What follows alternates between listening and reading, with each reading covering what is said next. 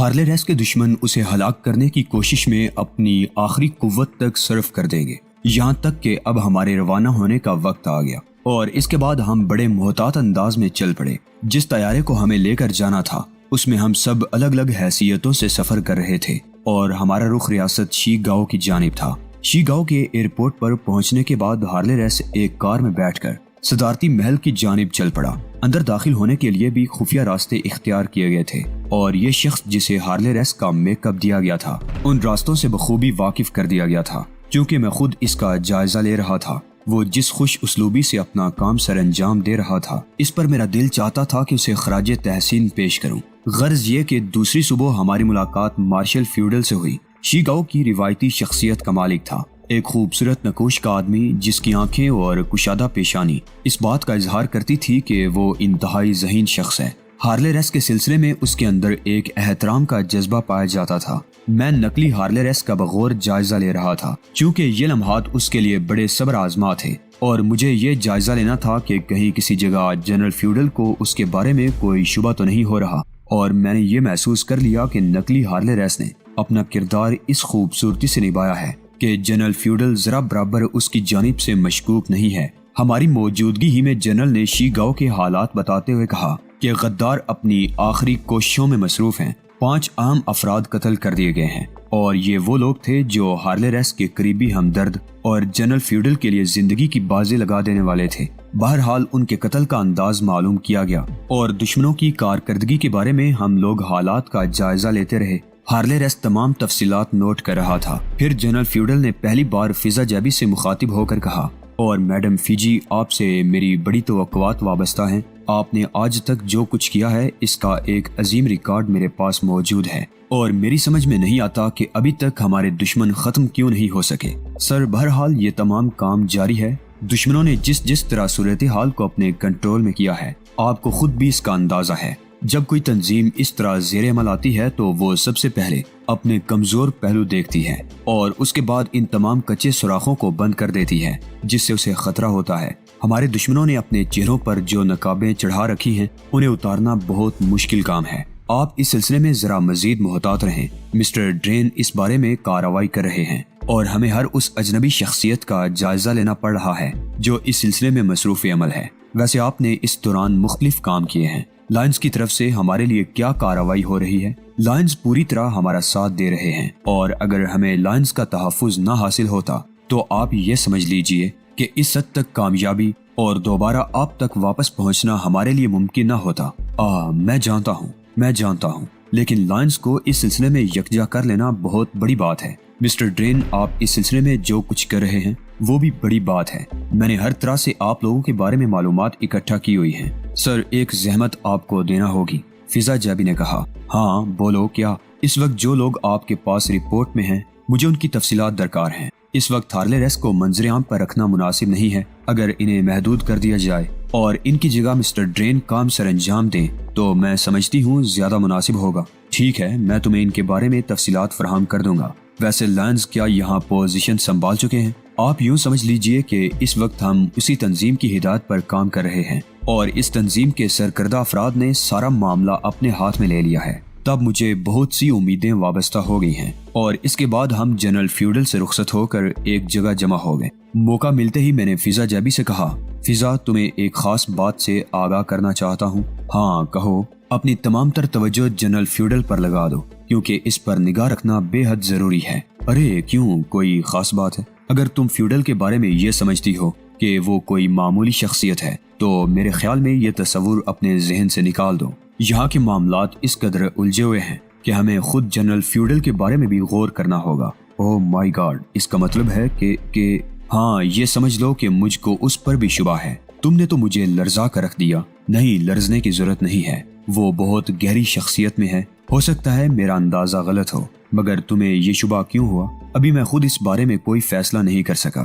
میری زندگی کی بہت سی کہانیاں گم ہیں اور انہی گم شدہ کہانیوں میں ایک ایسی کہانی بھی ہے جو اگر میں تمہیں سناؤں تو شاید تم اس پر یقین نہ کرو۔ فضا جیبی کی آنکھوں میں عجیب سی کیفیت پھیل گئی۔ پھر اس نے آہستہ سے کہا، کیا تم اب بھی مجھ سے اس بات کی توقع رکھتے ہو؟ مطلب میں نے تو تمہیں ان آنکھوں سے دیکھنے کی بجائے ہمیشہ دل کی آنکھوں سے دیکھا ہے جہانگیر، اور دل کی آنکھیں دل ہی میں جھانکتی ہیں۔ باہر کی دنیا میں کیا ہے اور کیا ہو رہا ہے مجھے اس سے کوئی غرض نہیں ہے۔ تو یہ حقیقت ہے فضا جیبی کہ شاید زندگی میں پہلی بار مجھے انسان بننے کا موقع ملا ہے، اور میں نے انسانوں کے انداز میں سوچا ہے، ورنہ انسانی سوچ مجھ سے چھن گئی تھی۔ فضا جیبی میری صورت دیکھنے لگی۔ میں اس وقت کچھ جذباتی سا ہو گیا تھا۔ کچھ لمحے خاموش رہنے کے بعد میں نے کہا، اصل میں خاندان سے میرا اختلاف ہمیشہ ہی چلتا رہا۔ بنیادی وجہ یہ تھی کہ میری فطرت میں ایک جنون تھا، ایک سرکشی تھی۔ مجھے گھر میں وہ مقام نہیں ملا جو دوسرے لوگوں کو حاصل تھا۔ نتیجے میں کچھ تھوڑی سی نفسیاتی کیفیت کا شکار ہو گیا۔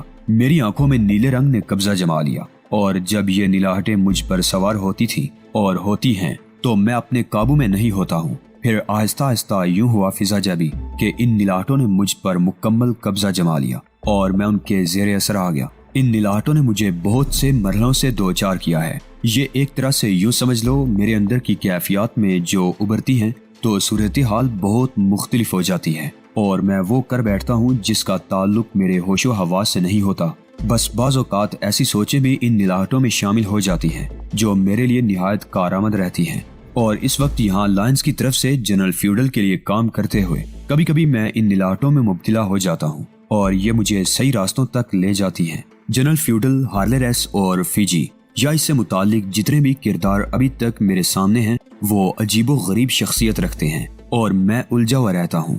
بس یہی سوچ مجھ سے کہتی ہے کہ ہمیں ہر شخص کا خیال رکھنا ہوگا۔ مارشل فیوڈل بھی انہی میں سے ایک ہے۔ میں واقعی بہت حیران ہوں۔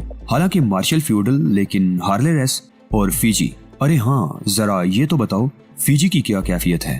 وہ بالکل کنٹرول میں ہے، اور ہارلے ریس پاگل ہو رہا ہے وہ یہاں آنے کے لیے۔ وہ چاہتا ہے کہ اسے کسی نہ کسی طرح یہاں پہنچا دیا جائے۔ وہ نارمل آدمی نہیں ہے۔ میرا خیال ہے اسے یہاں لانا خطرے سے خالی نہیں ہوگا۔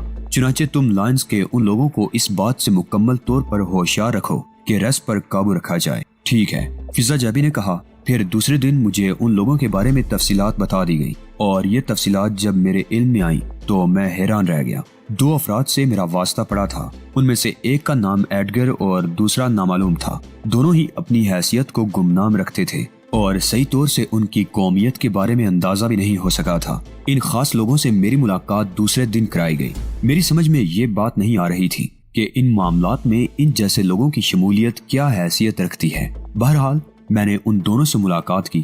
میں نے ایڈگر سے تعارف حاصل کیا۔ یہ بہت زیادہ بولنے والا آدمی تھا، اور اس کے چہرے پر ایک شیطانیت سی چھائی ہوئی تھی۔ نقش و نگار بھی ایسے عجیب و غریب تھے کہ دیکھنے سے تعلق رکھتے تھے۔ اس کے برعکس میں نے دوسرے آدمی سے تعارف حاصل کرنے کی کوشش کی تو اس نے کہا، تم مجھے زیرو کہہ سکتے ہو۔ زیرو کا مطلب جانتے ہو؟ ہاں، تم میرا امتحان لینا چاہتے ہو؟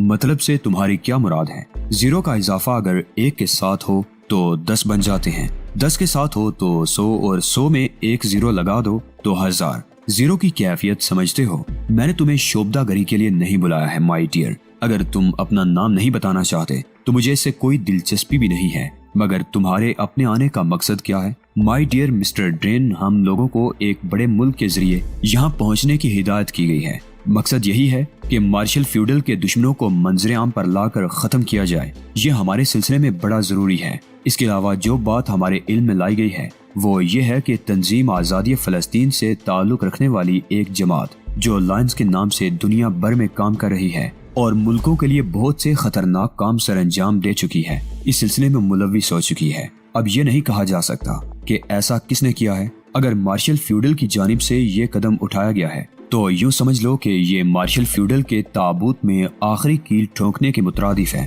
جبکہ ہارلے ریس نے ہماری شرائط قبول کی ہیں اور ہم سے کہا گیا ہے کہ ہم اس ملک کے مفادات کے لیے اور خصوصاً اسرائیلیوں کے تحفظ کے لیے شی گاؤں میں اپنی کارروائیاں تیز کریں۔ ہمیں یہ علم ہوا ہے کہ یہاں پر باقاعدگی کے ساتھ سازشیں ہو رہی ہیں اور سازشی ایسے کام سر انجام دے رہے ہیں کہ تصور بھی نہ کیا جا سکے۔ خصوصاً لائنز اس سلسلے میں بہت زیادہ برق رفتاری سے سرگرم عمل ہے۔ چنانچہ مسٹر ڈرین، ہمیں یہ خیال رکھنا ہوگا کہ ہم لائنز کی کوششوں کو ناکام بنائیں۔ اوہ، تمہارا کیا خیال ہے مائی ڈیئر ایڈگر کہ کیا لائنز یہاں شی گاؤں میں مصروف عمل ہو گئے ہیں؟ یہ انتہائی تربیت یافتہ لوگ ہیں اور تم یہ سمجھ لو کہ ان سے ہوشیار نہ رہا گیا تو بات بالکل مختلف شکل اختیار کر جائے گی۔ اصل میں قصہ یہ ہے کہ لائنز صرف شی گاؤ کے لیے نہیں بلکہ شی گاؤ میں فلسطینی مفادات کے لیے کام کر رہے ہیں اور خصوصی طور پر مارشل فیوڈل کے دستے راست ہیں، جبکہ ہم لوگ ایسا نہیں ہونے دینا چاہتے۔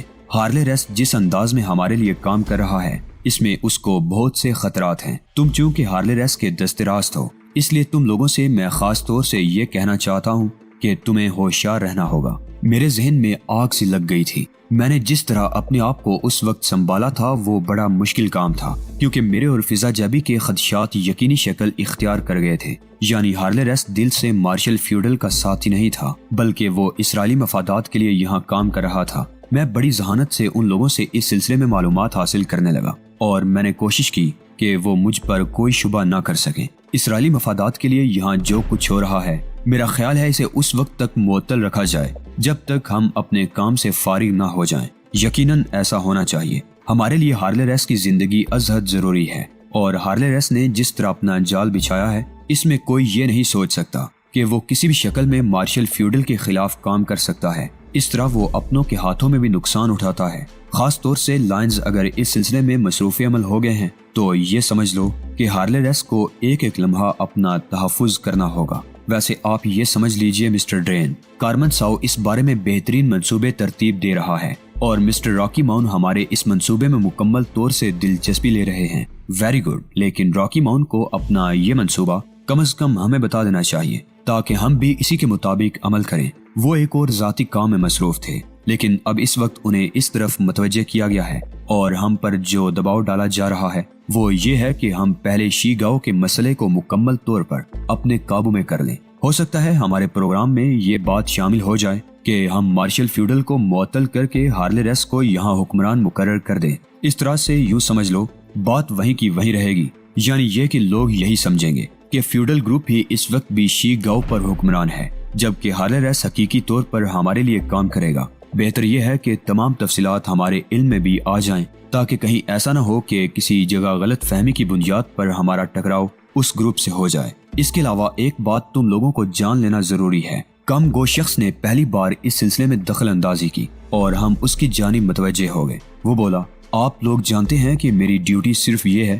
کہ میں فلسطینی تنظیموں پر نگاہ رکھوں اور ان کے بارے میں جانتا رہوں۔ مجھے تازہ ترین اطلاع ملی ہے کہ ایک ایسی لڑکی ہمارے خلاف زیر زمین سرگرمیوں میں مصروف ہو گئی ہے جس نے اس سے پہلے بھی بہت کچھ کیا ہے۔ وہ اعلیٰ پیمانے پر ہارلے ریس کی ہلاکت کے لیے کوششیں کر رہی ہے۔ مجھے یہاں تک علم ہو چکا ہے کہ وہ لڑکی شی گاؤں میں داخل ہو چکی ہے۔ اس سے تم یہ سمجھ لو کہ وہ ہمارے لیے کس طرح خطرناک ثابت ہو سکتی ہے۔ مجھ پر جو بیت رہی تھی میرا دل ہی جانتا تھا۔ میں نے سرسراتی ہوئی آواز میں پوچھا، اس کے بارے میں مزید کچھ معلومات حاصل ہو سکتی ہیں؟ ابھی تک کوئی خاص تفصیلات معلوم نہیں ہو سکی، لیکن بس اتنا علم ہوا ہے کہ یہ عمل ہو رہا ہے۔ ویسے میں یہاں کوشش کر رہا ہوں، یہ اندازہ نہیں ہو سکا کہ یہاں شی گاؤں میں وہ کس حد تک اپنا کام کر چکے ہیں۔ مارشل فیوڈل تک ان کی رسائی ہوئی یا نہیں، یا خود مارشل فیوڈل اس بارے میں جانتا ہے یا وہ اپنے طور پر ہی کام کر رہے ہیں۔ کیا معاملات بہت زیادہ الجھے ہوئے نہیں ہیں مسٹر ایڈگر؟ ہاں ہیں، اگر الجھے ہوئے نہ ہوتے تو ہم ان چھوٹی موٹی الجھنوں کو کبھی خاطر میں نہ لاتے، لیکن ہم بھی کام کر رہے ہیں۔ مارشل فیوڈل اپنی تمام تر قوتوں کے ساتھ کام لے رہا ہے۔ اگر ہارلے ریس ہمارے ساتھ نہ ہو تو یوں سمجھ لو کہ مارشل فیوڈل اپنی کوششوں میں کافی حد تک کامیاب ہو جائے۔ اصل میں یہ نہیں کہا جا سکتا کہ مارشل فیوڈل کے ساتھ کون کون ہے، اور اگر لائنز بھی اس سلسلے میں کام کر رہے ہیں تو پھر آپ یہ سمجھ لیجئے کہ ہمارا کام اتنا آسان نہیں ہوگا مسٹر ڈرین۔ ہاں، یہ بات تو تم بالکل ٹھیک کہہ رہے ہو۔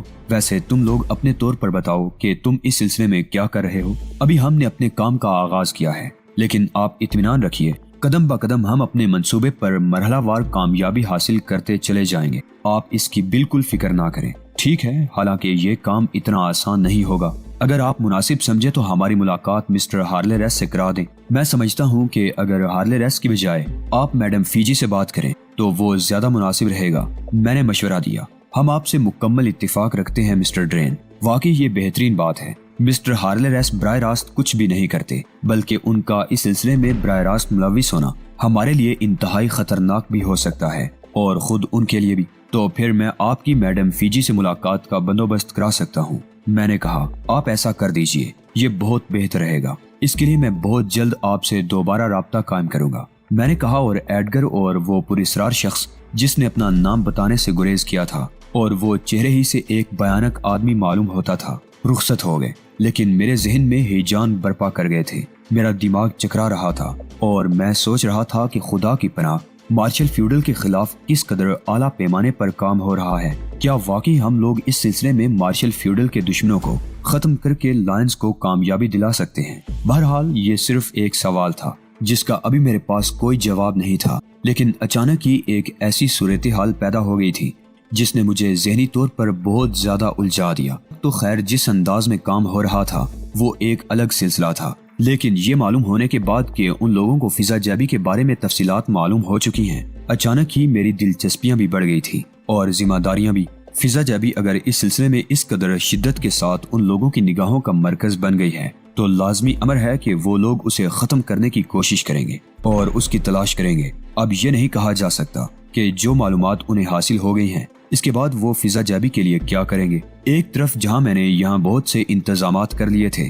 وہیں مجھے یہ احساس بھی تھا کہ فضا جیبی کے تحفظ کے لیے مجھے کیا کرنا چاہیے۔ دشمن بہت عمدگی سے اپنا کام کر رہا تھا اور یہ ساری کارروائیاں بڑی عجیب و غریب حیثیت کی حامل تھی۔ ادھر ہم لوگ اپنے معاملات میں مختلف طریقوں سے کام کر رہے تھے۔ ایک عجیب سی جنگ ہمارے درمیان جاری تھی اور بظاہر یوں محسوس ہو رہا تھا کہ جیسے اب یہ جنگ فیصلہ کن مراحل میں داخل ہو چکی ہے۔ کم از کم میں تو اپنے طور پر یہی سوچ رہا تھا، یہاں تک کہ میں نے فضا سے رابطہ قائم کیا اور فضا نے فیجی کی حیثیت سے اپنا پیغام موصول کیا۔ مادام میں ڈرین بول رہا ہوں، آپ سے ملاقات کرنا چاہتا ہوں۔ فیجی کو تازہ اطلاع میں نے یہی دی تھی کہ اس وقت میں ڈرین کے نام سے موجود ہوں اور اس حیثیت سے کام کر رہا ہوں۔ بہرحال فضا نے میرا پیغام موصول کیا۔ فرمائیے مسٹر ڈرین، کیا بات ہے؟ میڈم فیجی، میں آپ سے ملنا چاہتا ہوں۔ کیا کوئی بہت اہم کام ہے؟ جی، تو پھر جگہ کا تعین کر لیجئے مسٹر ڈرین، آپ جہاں کہیں گے میں آپ سے ملاقات کر لوں گی۔ آپ یوں کیجئے، میں ایک پتہ بتا دیتا ہوں، وہاں آپ پہنچ جائیے۔